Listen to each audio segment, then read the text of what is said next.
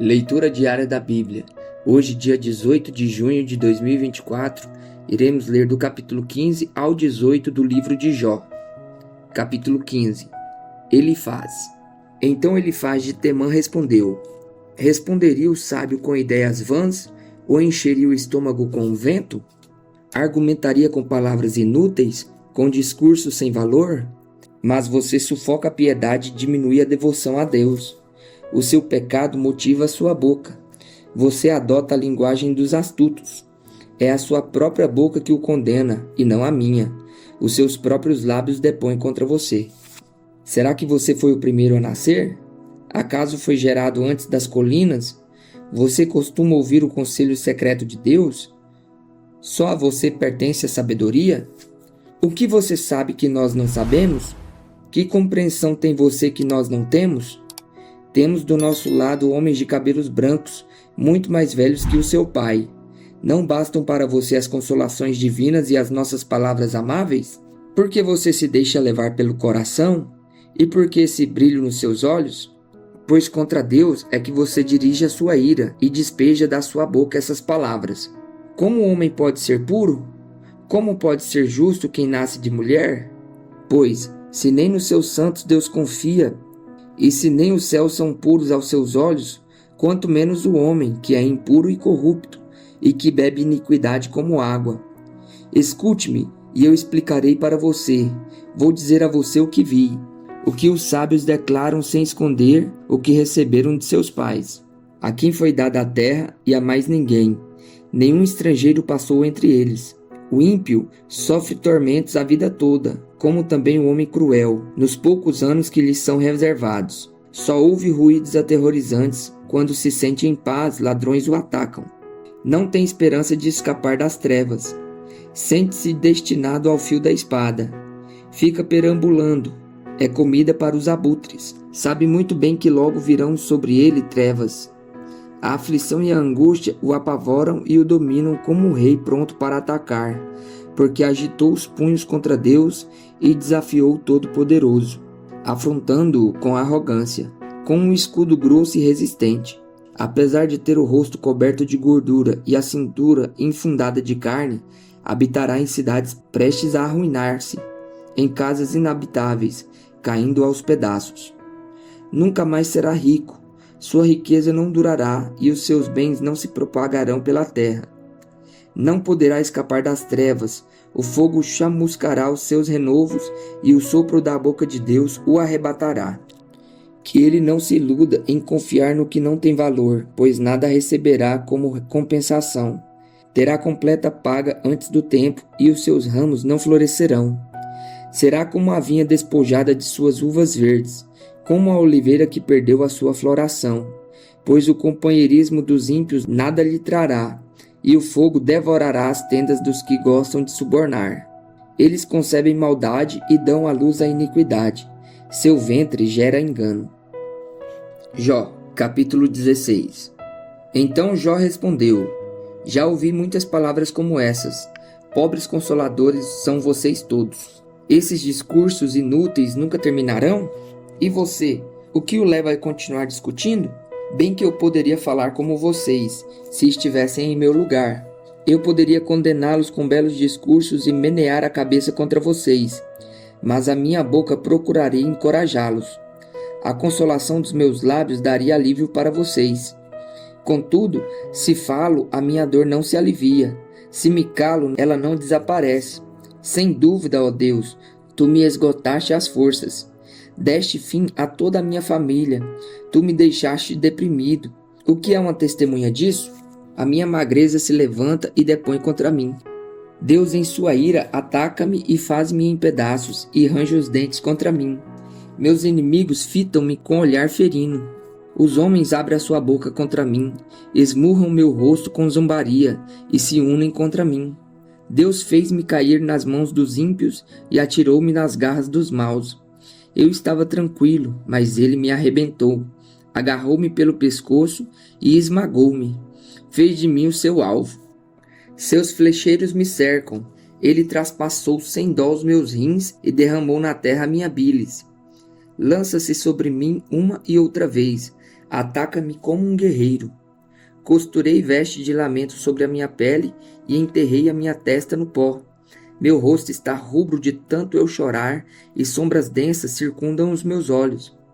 Apesar de não haver violência em minhas mãos e de ser pura a minha oração. Ó terra, não cubra o meu sangue, não haja lugar de repouso para o meu clamor. Saibam que agora mesmo a minha testemunha está nos céus, nas alturas está o meu advogado. O meu intercessor é meu amigo. Quando diante de Deus correm lágrimas dos meus olhos, ele defende a minha causa do homem perante Deus, como quem defende a causa de um amigo. Pois mais alguns anos apenas eu farei a viagem sem retorno. Capítulo 17. Meu espírito está quebrantado, os meus dias se encurtam, a sepultura me espera. A verdade é que zombadores me rodeiam e tenho que ficar olhando a sua hostilidade. Dá-me, ó Deus, a garantia que exiges. Quem senão tu me dará segurança? Fechaste a mente deles para o entendimento, e com isso não os deixará triunfar. Se alguém denunciar os seus amigos por recompensa, os olhos dos filhos deles fraquejarão. Mas de mim Deus fez um provérbio para todos, um homem em cujo rosto os outros cospem. Meus olhos se turvaram de tristeza, o meu corpo não passa de uma sombra. Os íntegros ficam atônicos em face disso, e os inocentes se levantam contra os ímpios. Mas os justos se manterão firmes em seus caminhos, e os homens de mãos puras se tornarão cada vez mais fortes. Venham, porém, vocês todos, e façam nova tentativa. Não acharei nenhum sábio entre vocês. Foram-se os meus dias, os meus planos fracassaram, como também os desejos do meu coração. Andam querendo tornar a noite em dia. Ante a aproximação das trevas dizem, vem chegando a luz.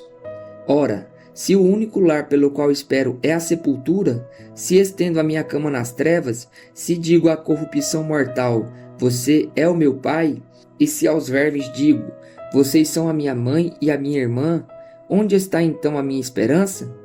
Quem poderá ver alguma esperança para mim? Descerá ele às portas do Sheol?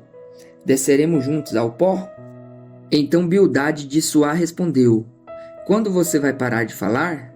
Proceda com sensatez, e depois poderão conversar. Por que somos considerados como animais e somos ignorantes aos seus olhos? Ah, você que se dilacera de ira, deve-se abandonar a terra por sua causa? Ou devem as rochas mudar de lugar? A lâmpada do ímpio se apaga, e a chama do seu fogo se extingue. Na sua tenda a luz se escurece, a lâmpada de sua vida se apaga.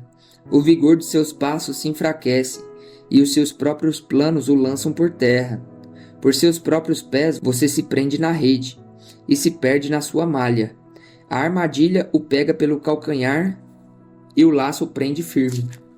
O nó corredio está escondido na terra para pegá-lo. Há uma armadilha em seu caminho. Terrores de todos os lados o assustam e o perseguem, em todos os seus passos. A calamidade tem fome de alcançá-lo. A desgraça está à espera de sua queda, e consome partes da sua pele. O primogênito da morte devora os membros do seu corpo. Ele é arrancado da segurança da sua tenda, e o levam à força ao rei dos terrores. O fogo mora na tenda dele, espalha um enxofre ardente sobre a sua habitação. Suas raízes secam-se embaixo e seus ramos murcham em cima. Sua lembrança desaparece da terra, e nome não tem em parte alguma. É lançado da luz para as trevas, é banido do mundo, não tem filhos nem descendentes entre o seu povo, nem lhe restou sobrevivente algum nos lugares onde antes vivia. Os homens do ocidente assustam-se com a sua ruína, e os do oriente enchem-se de pavor. É assim a habitação do perverso. Essa é a situação de quem não conhece a Deus. Jó, capítulo 19. Então Jó respondeu, até quando vocês continuarão a atormentar-me e a esmagar-me com palavras? Vocês já me repreenderam 10 vezes. Não se envergonham de agredir-me? Se é verdade que me desviei, meu erro só interessa a mim. Se de fato vocês se exaltam acima de mim e usam contra mim a minha humilhação, saibam que foi Deus que me tratou mal e me envolveu em sua rede. Se grito, é injustiça, não obtenho resposta. Clamo por socorro, todavia não há justiça. Ele bloqueou o meu caminho e não consigo passar. Cobriu de trevas as minhas veredas. Despiu-me da minha honra e tirou a coroa da minha cabeça.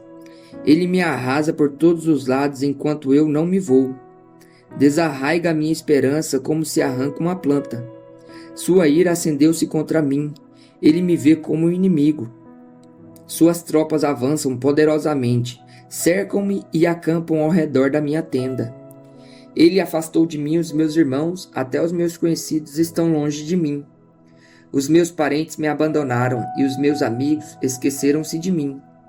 Os meus hóspedes e as minhas servas consideram-me estrangeiro, veem-me como um estranho. Chamo o meu servo, mas ele não me responde. Ainda que eu lhe implore pessoalmente, minha mulher acha repugnante o meu hálito. Meus próprios irmãos têm nojo de mim.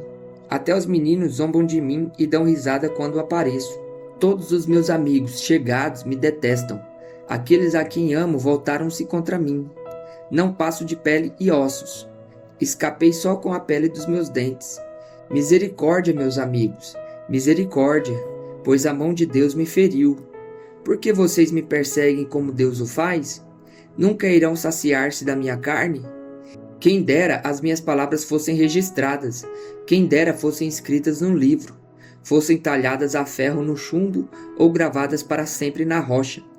Eu sei que o meu Redentor vive e que no fim se levantará sobre a terra, e depois que o meu corpo estiver destruído e sem carne, verei a Deus. Eu o verei com os meus próprios olhos, eu mesmo e não outro, como anseia no peito o coração. Se vocês disserem, vejamos como vamos persegui-lo, pois a raiz do problema está nele. Melhor será que temam a espada, porquanto por meio dela a ira trará castigo para vocês. E então vocês saberão que há julgamento.